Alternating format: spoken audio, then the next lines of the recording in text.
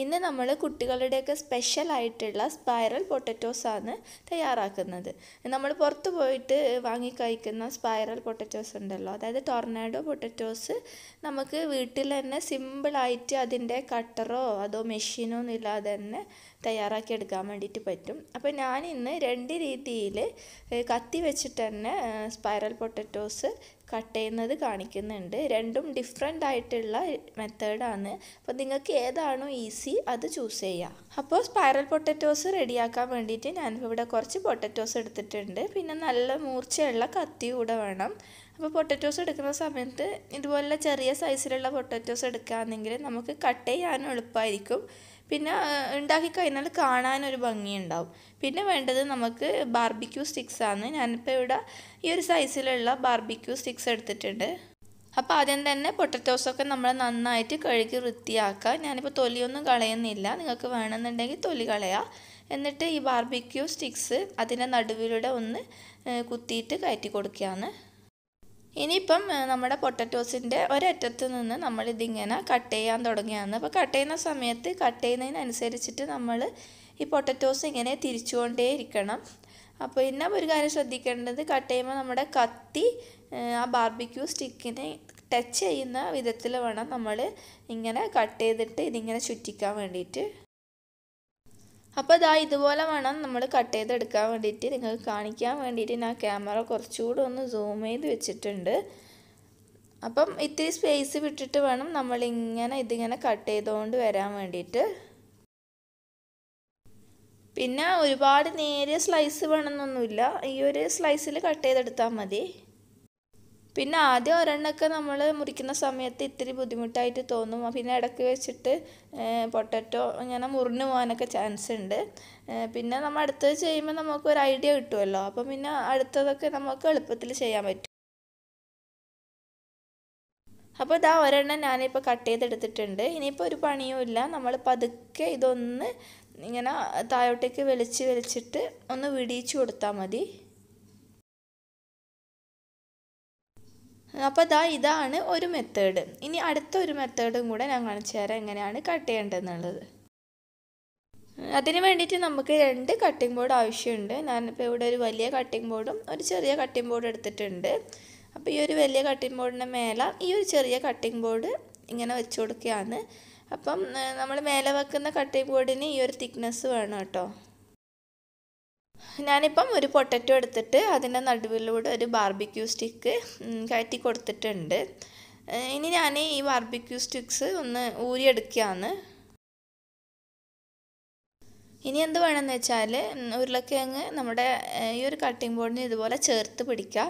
എന്നിട്ട് നമ്മളിതിങ്ങനെ സ്ലൈസ് ചെയ്യാൻ വേണ്ടി പോവാണ്.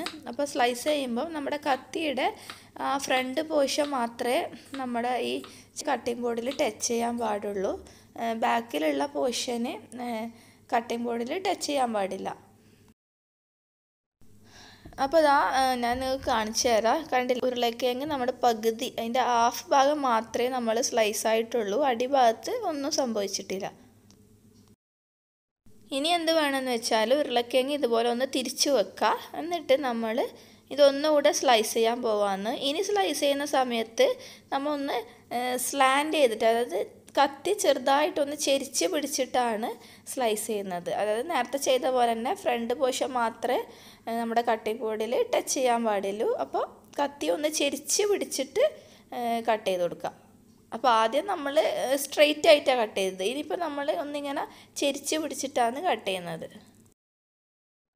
അപ്പോൾ കട്ട് ചെയ്ത് കഴിഞ്ഞാൽ നമ്മുടെ ഉരുളക്കിഴങ്ങ് ഇതുപോലെ ഇരിക്കും. കാണാൻ നല്ല ഭംഗിയില്ലേ? നമ്മുടെ ആ ഒരു ടോയ് ഇല്ലേ, സ്പ്രിങ് ആയിട്ടുള്ള, അതുപോലെ ഉണ്ടാവും കേട്ടോ. ഈ ഒരു മെത്തേഡ് നല്ല ഈസി ആയിട്ടുള്ള മെത്തേഡാണ്, എല്ലാവർക്കും ചെയ്യാൻ പറ്റുന്ന മെത്തേഡാണ്. പിന്നെ ആദ്യം കാണിച്ചതും എല്ലാവർക്കും ചെയ്യാനൊക്കെ പറ്റും, പക്ഷെ അത് കട്ട് ചെയ്യുമ്പം കുറച്ച് ശ്രദ്ധിച്ച് വേണം നമ്മൾ കട്ട് ചെയ്യാൻ വേണ്ടിയിട്ട്. ഇനി നമുക്കിതിൻ്റെ നടുവിലൂടെ ബാർബിക്യൂ സ്റ്റിക്ക് കയറ്റി കൊടുക്കുക. അപ്പോൾ നമ്മൾ ആദ്യം ഒന്ന് കയറ്റിയിട്ട് ഉരി മാറ്റിയതാണ്, അതിൻ്റെ നടുവിലൂടെ തന്നെ കയറ്റി കൊടുത്താൽ മതി. അപ്പോൾ എളുപ്പത്തിന് വേണ്ടിയിട്ടാണ് നമ്മൾ ആദ്യം ഒന്ന് കയറ്റിയിട്ട് ഉരി മാറ്റിയത്. ഇനി ഇത് പതുക്കെ ഒന്ന് താഴോട്ടേക്ക് വലിച്ചു കൊടുത്താൽ മതി. അപ്പോൾ കണ്ടില്ല, നല്ല ഭംഗിയില്ലേ കാണാൻ വേണ്ടിയിട്ട്. ഇനി നമുക്ക് ഉരുളക്കിഴങ്ങ് ഫ്രൈ ചെയ്യുന്നതിന് മുന്നേ അതിനൊരു കോട്ടിങ് കൊടുക്കാനുണ്ട്. അത് റെഡിയാക്കണം. അതിന് വേണ്ടിയിട്ട് ഞാനൊരു ബൗളിലേക്ക് 2 ടേബിൾ സ്പൂൺ കോൺഫ്ലവർ ചേർത്ത് കൊടുക്കുകയാണ്. ഇതിലേക്ക് അത്യാവശ്യം വെള്ളം ഒഴിച്ചിട്ട് നമ്മളിത് ലൂസായിട്ടൊന്ന് കലക്കിയെടുക്കണം. വളരെ ലൂസായിട്ട് വേണം നമ്മൾ കലക്കാൻ. നമ്മുടെ തേങ്ങാപ്പാലിൻ്റെ 2ാം പാലൊക്കെയല്ലേ വളരെ ലൂസായിട്ടുള്ള ആ ഒരു രീതിയിൽ അത്രയും ലൂസായിട്ട് വേണം നമ്മൾ കലക്കിയെടുക്കാൻ വേണ്ടിയിട്ട്. തീരെ കട്ടി ഉണ്ടാകാൻ പാടില്ല. ഇനി എന്ത് വേണമെന്ന് വെച്ചാൽ നമ്മുടെ പൊട്ടറ്റോസ് ഫ്രൈ ചെയ്യുന്നതിന് തൊട്ട് മുന്നേ, അതായത് നമ്മുടെ എണ്ണ ഇവിടെ ചൂടാക്കാൻ വേണ്ടി വെച്ചിട്ടുണ്ട്. എന്നിട്ട് എണ്ണയിലേക്ക് ഇടുന്നതിന് തൊട്ട് മുന്നേ നമ്മൾ ഈ ഒരു കോട്ടിങ് ഈ പൊട്ടറ്റോസ് മൊത്തത്തിൽ ഇങ്ങനെ ഒഴിച്ചു കൊടുക്കുക. അതായത് അതിൻ്റെ ഇടയിലൊക്കെ ഈ കോട്ടിങ് കയറണം. ആ ഒരു രീതിയിൽ നമ്മളിങ്ങനെ മൊത്തത്തിൽ ഇതിങ്ങനെ സ്പൂണ് കൊണ്ട് കോരി ഒഴിക്കുക. ഇനി എണ്ണയിലേക്ക് ഇടുന്നതിന് മുന്നേ അതിലുള്ള എക്സ്ട്രാ കോട്ടിങ്ങൊക്കെ നമ്മൾ ഇതുപോലെ ഒന്ന് കുടഞ്ഞ് കളയണം. എന്നിട്ട് നന്നായിട്ട് ചൂടായ എണ്ണയിലോട്ടേക്ക് വേണം നമ്മൾ ഇത് ഇട്ട് കൊടുക്കാൻ വേണ്ടിയിട്ട്. എന്നിട്ട് എണ്ണയിലോട്ടേക്ക് ഇട്ട് കഴിഞ്ഞാൽ നമുക്കിത് മീഡിയം ഫ്ലെയിമിലോട്ടേക്ക് ആക്കി കൊടുക്കുക. അപ്പോൾ ലോ ഫ്ലെയിമിൽ വെക്കണ്ട, അപ്പോൾ പിന്നെ എണ്ണ കുടിച്ചാവും. ഒരു മീഡിയം ടു ഹൈ ഫ്ലെയിമിൽ ഇട്ടിട്ട് നമ്മളിതൊന്ന് വറുത്തെടുത്താൽ മതി. ശരിക്കും പറഞ്ഞാൽ ഇതിങ്ങനെ മുങ്ങിക്കിടക്കണം എന്നാണ് എണ്ണയിൽ. പക്ഷേ അങ്ങനെയൊക്കെ ചെയ്യുമ്പോൾ ഒരുപാട് എണ്ണ വേണ്ടി വരും. അപ്പം ഇതിപ്പം പകുതി മാത്രമേ എണ്ണയിൽ മുങ്ങുന്നുള്ളൂ. പിന്നെ ഞാൻ ഇതുപോലെ സ്പൂണോട് കോരിയിട്ട് ഇതിൻ്റെ മുകളിലൊക്കെ ഇങ്ങനെ എണ്ണ ആക്കി കൊടുക്കുന്നുണ്ട്.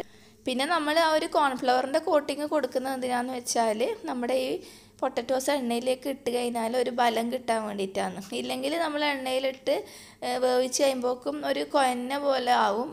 എന്താ പറയുക, ഒരു ഉറപ്പ് കിട്ടൂല. അപ്പോൾ നമ്മൾ ആ ഒരു കോട്ടിങ് കൊടുത്തു കഴിഞ്ഞാൽ നമുക്കിതുപോലെ തിരിച്ചും മറിച്ചൊക്കെ ഇട്ട് എണ്ണയിൽ നിന്ന് കോരി എടുക്കുമ്പോൾ നല്ല ക്രിസ്പി ആയിട്ട് നല്ലൊരു ബലത്തിൽ ആ ഒരു സ്റ്റിക്കിൽ നിൽക്കും. അതിന് വേണ്ടിയിട്ടാണ് നമ്മൾ ആ ഒരു കോൺഫ്ലവറിൻ്റെ കോട്ടിങ് കൊടുക്കുന്നത്. അപ്പോൾ ഇതാ ഒരെണ്ണം റെഡി ആയിട്ടുണ്ട്. അപ്പോൾ എത്രത്തോളം ബ്രൗൺ കളർ വേണമെന്നുള്ളതൊക്കെ ഓരോരുത്തരുടെ ഇഷ്ടം പോലെ ഫ്രൈ ചെയ്യുക. ഞാനിപ്പോൾ ഒരു ഗോൾഡൻ കളറാകുമ്പോൾ എടുക്കുന്നുണ്ട്. അപ്പോൾ എണ്ണയൊക്കെ നന്നായിട്ട് ഇതുപോലെ ഒന്ന് ഊറ്റി കളഞ്ഞിട്ട് എടുക്കുക. അപ്പോൾ ഇതാ നമ്മുടെ ടോർണാഡോ പൊട്ടറ്റോസ് ഇവിടെ റെഡി ആയിട്ടുണ്ട്. നമ്മൾ ആ കോട്ടിങ് കൊടുത്തുകൊണ്ട് തന്നെ നല്ല ക്രിസ്പി ആയിട്ട് ഇരിക്കുന്നുണ്ട് കേട്ടോ. അപ്പോൾ ഞാൻ ആദ്യം ചെയ്തപ്പം ഇതുപോലെ കോൺഫ്ലവർ കോട്ടിങ് കൊടുക്കാണ്ട് ചെയ്ത് നോക്കിയിട്ടുണ്ട്. അപ്പം നമ്മൾ എണ്ണയിൽ നിന്ന് എടുത്ത സമയത്ത് ഒരു കൊന്ന പോലെ ആയിരുന്നു ഉണ്ടായിട്ടുണ്ടായത്. പക്ഷേ ഈ ഒരു സമയത്ത് നല്ല ക്രിസ്പി ആയിട്ട് ഇരിക്കുന്നുണ്ട്.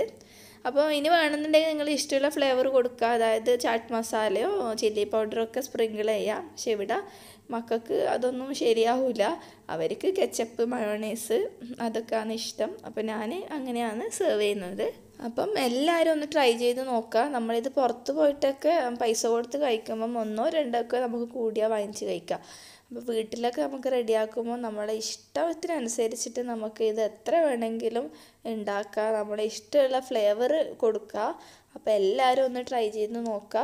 2 മെത്തേഡിലും രണ്ടും ട്രൈ ചെയ്ത് നോക്കുക. ഏതാണോ എളുപ്പം അത് ഫോളോ ചെയ്യുക. അപ്പോൾ ഇൻഷാ അല്ലാ ഇന്നത്തെ വീഡിയോ ഇഷ്ടമായിട്ടുണ്ടെങ്കിൽ നിങ്ങൾ ലൈക്ക് ചെയ്യുക, ഫ്രണ്ട്സിനും ഫാമിലീസിനും ഒക്കെ ഷെയർ ചെയ്ത് കൊടുക്കുക. സബ്സ്ക്രൈബ് ചെയ്യാത്തവരുണ്ടെങ്കിൽ സബ്സ്ക്രൈബ് ചെയ്യുക. വീണ്ടും നല്ലൊരു റെസിപ്പി ആയിട്ട് കാണാം. അസ്സലാമു അലൈക്കും and thank you for watching.